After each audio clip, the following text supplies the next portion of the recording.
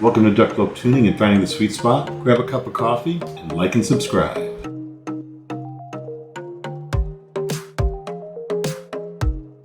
And welcome back to Duck Club Tuning, Finding the Sweet Spot. Today I have the Thieaudio Valhalla, and I've been waiting for this for several months, and it's come right at the best time.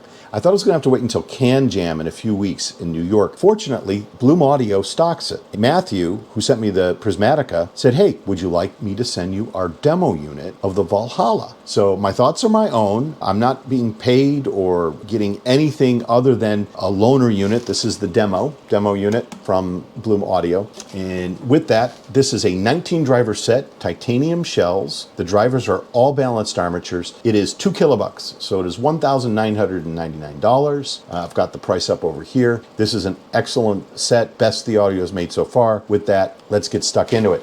So what is in the box? You get these beautiful titanium shells. I love titanium. I use it on my Ducati motorcycles. I use it, it's on my leather as my sliders. It's also on my toe sliders, and it has come in very handy to protect me. It is also a very light material. So it is as light as aluminum pretty much, and it is as strong as steel. That's why they use titanium in aircraft and in racing.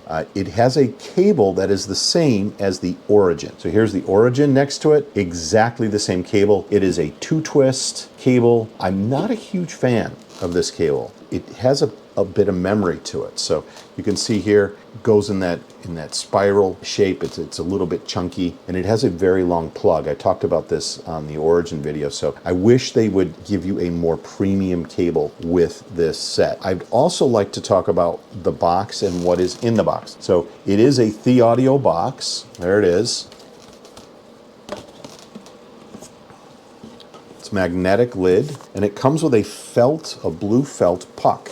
This is the same puck that came with my Origin. Thieaudio, I want you to listen carefully. This puck has a tendency to pull the felt down inside when you put this in and out as it catches. And when that happens, as this goes around, eventually it doesn't close. There are better pucks on the market than this. And please step up your game on the puck. This needs to be a more premium item for something that costs $2,000. This is the puck that comes with the Alpha, Omega, and Ra. It is a leather puck. And then even the EPZ that costs $200 has a better puck. Okay, so better pucks. Here's a high senior puck. It's made out of lambskin. Please, Thieaudio, fix your puck. So they put the money into the drivers. I get it. You've got 19 balanced armatures. All of them are branded. 14 of them are Sonian. So there's 4 sub-bass Sonians. There's 10 for the mids. There's 4 high-frequency nulls, and then there's an ultra-high-frequency nulls as well to make up 19 drivers. And when you have 19 drivers in this 4-way passive crossover system, it usually drops the ohm load quite a lot. Have about a 9 ohm impedance. They're easy to drive. And one of the things I noticed when I was using my DX320 Max Ti, this is a very powerful DAP. I only had to set it to 2. That's all the way up to 4.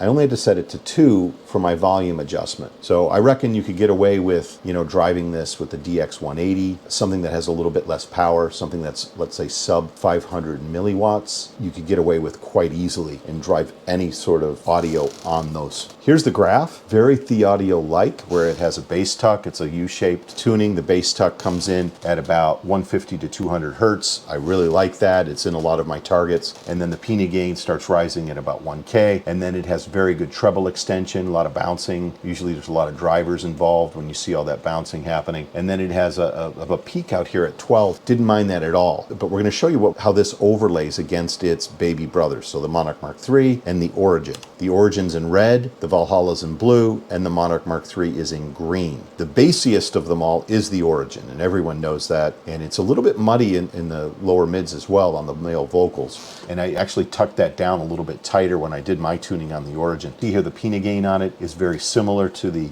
Monarch Mark III with the Valhalla, and then the Pina gain is slightly later on the Origin. And then they extend in the treble very similarly as well. This is what I did for the first 30 song listen. I come up with which PEQ setting out of an array of PEQs. If you follow my channel, you understand what I'm doing. Which PEQ I start with before I do the fine tuning. What I wound up using was my neutral bass 3 setting, which wasn't far out from where I thought this started. So I thought this was slightly bright, and I thought it had excellent bass that just needed a little bit more.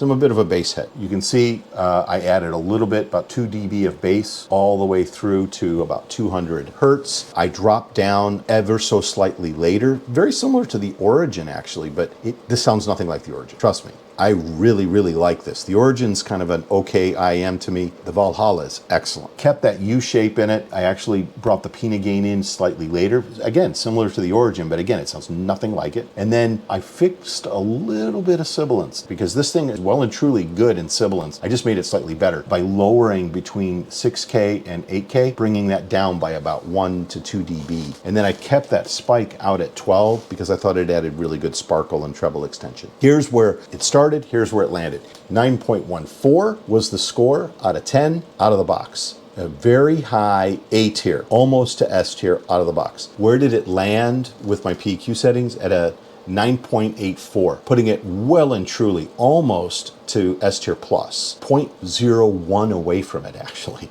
because I round up. I would have rounded up into the S tier plus if it had gotten just 0.01 more. Very well rounded. That's one of the beautiful things about this IEM. Everything performs well. There's that lower midsection I thought was a little bit lower than everything else at about a 9 out of 10. There was a little bit of sibilance in this. Again, it was still above 9.5 out of the box. So what do I think are notable attributes of this before and after the PEQ settings were applied? Texture, tonality, layering, detail, and treble are all excellent in this set. But that's not to take away from everything else, but this set really excels above a lot of other sets. Here's the before and after as a bar graph. It sort of lays it out a little bit easier to see. You can see the lower mids. This is where the male vocals tend to live. Thought they were a little bit recessed, so I brought them a little bit forward, and that really elevated that lower midsection. Everything else did improve across the board. So everything was bettered by adding the EQ settings. Let's compare this against its baby brothers. So the Monarch Mark III, very well respected,